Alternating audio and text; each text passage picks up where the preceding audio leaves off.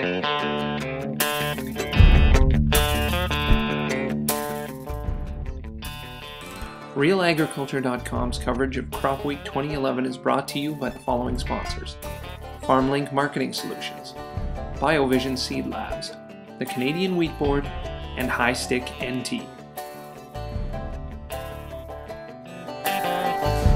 We're here today on RealAgriculture.com with Chuck Penner from Leftfield Commodities. Welcome today, Chuck. Thank you. Good to be here.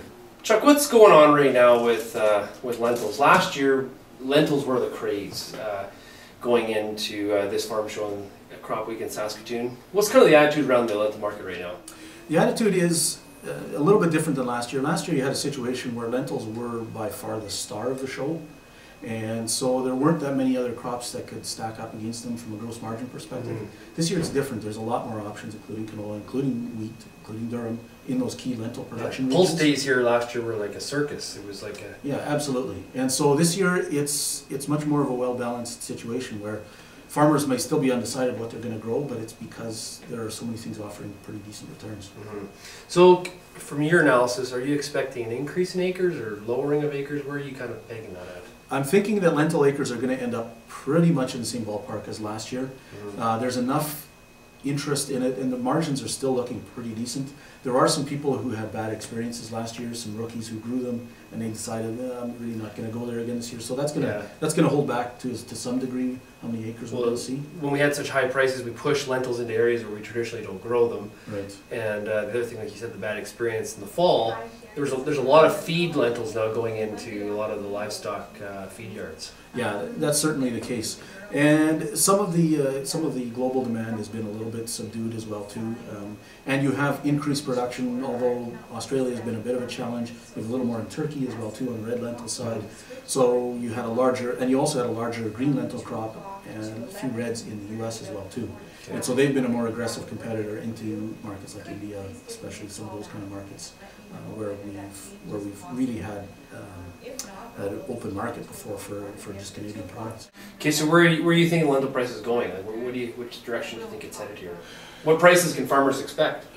Well, I think some of the new crop bids, and I'm not sure how much farmers are taking them up on, are signing up at these levels. Most parts of the new crop bids are in and around the low 20s, 22, 23, 24 cents, in that ballpark.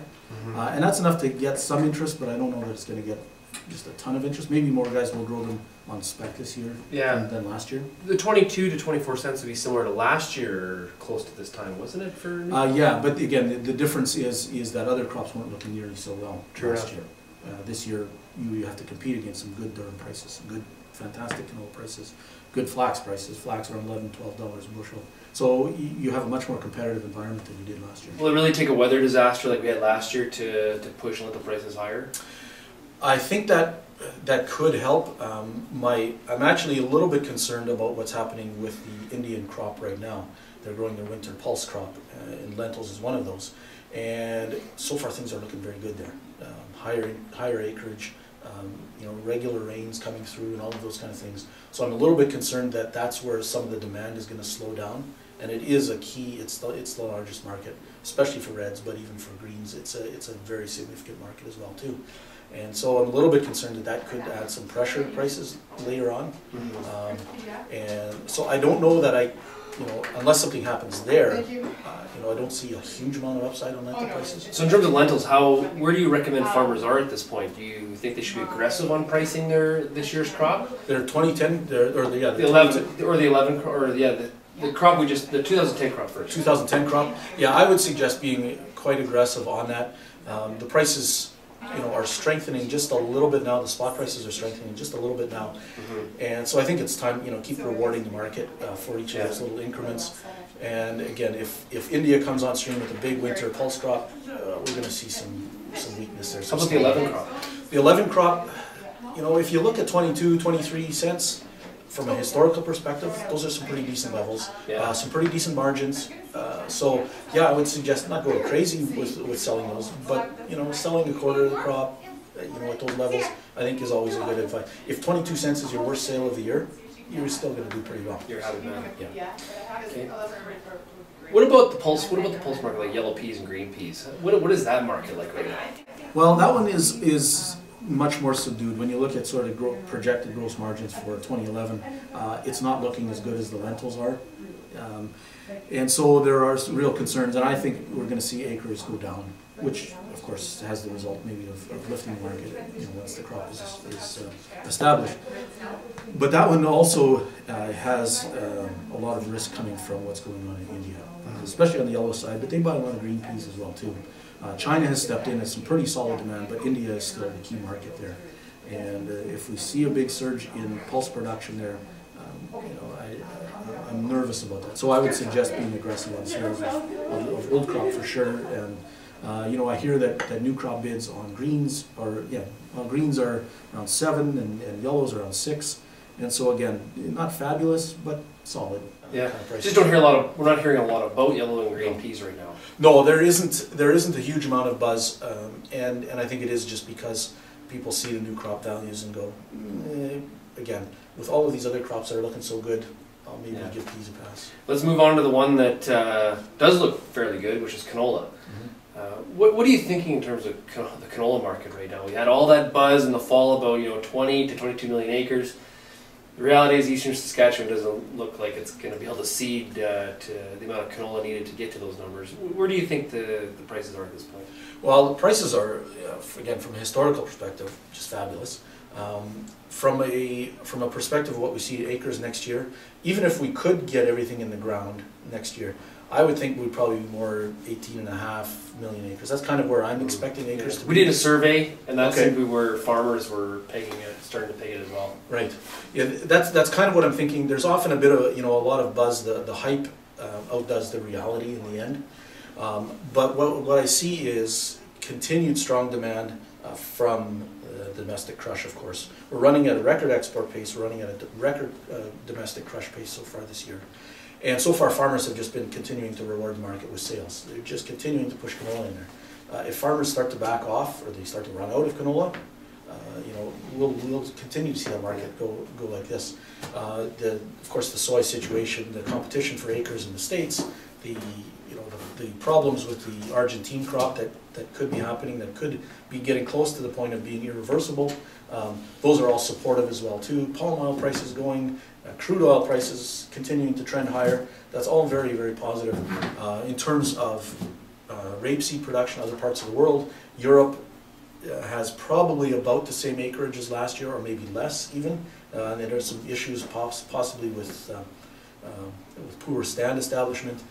Ukraine is looking okay, but not fabulous. China, there's drought in the winter rapeseed areas, and so there's a lot of potential positives for that canola market. Well, I was in Ontario last week, and of course everyone's talking about corn and soybeans. But soybeans being $13.50 a bushel, a lot of those cash farmers are quite happy right now. Is there a chance that we do see canola push $13 to $15? Oh, I think that's certainly possible. I don't know that we're going to get there in the short term. We're going to have to see some confirmation of problems in China or problems in Europe, or the Argentine soy crop just goes to pot, or our crude jumps over $100, because then that drives the whole biodiesel side higher as well too. So we could see a number of different factors that'll push it there, but we have to see something firm in the market, some solid bullish news that'll push it there. On your farmers' 2010 crop, where are you thinking people need to be in terms of their sales? I think they can meter out sales just however they want. I think I don't see really any downside in this market, and so meter it out as your cash flow requires. You're not going to regret selling at current prices. At least you shouldn't, and just meter it out on a regular basis, and dollar cost average your sales in through the year. So in terms of canola for the 2011 year, do you think there's a higher chance that canola goes lower or higher? Good there. That's a very good question. There's more suggesting it'll actually hold firm or maybe even go a little bit higher. The key one, of course, is going to be what happens with soy, and especially in the States. If soy wins that acreage battle with corn, and I don't know that it will, then you'll see some downside on canola. But otherwise, it's going to keep that market very, very tight. And the crushers here aren't going to back away. Their margins are still decent. So they're not going to back away. The Japanese are not going to go away at all. China is continuing to buy on a regular basis, and even Europe is talking about increasing their purchases of Canadian product too. So, you know, there's lots of demand out there for the crop. A lot of reason for farmers to be optimistic about this growing season, provided Yes. that it dries up. Well, absolutely. And I mean, the danger always is when you get optimistic, then you can become blindly bullish. Mm-hmm. And so when you see good prices out there, the danger is I'm not going to sell because it's just going to keep going higher. And the important thing is, you know, figure out where you're getting a good profit, and then just keep letting some go and letting it move at that price. Okay. Anything else you want to mention? No, I think That's that's good. Yeah. That covers it. Well, thanks a lot, Chuck. Really Sean, appreciate it. All right.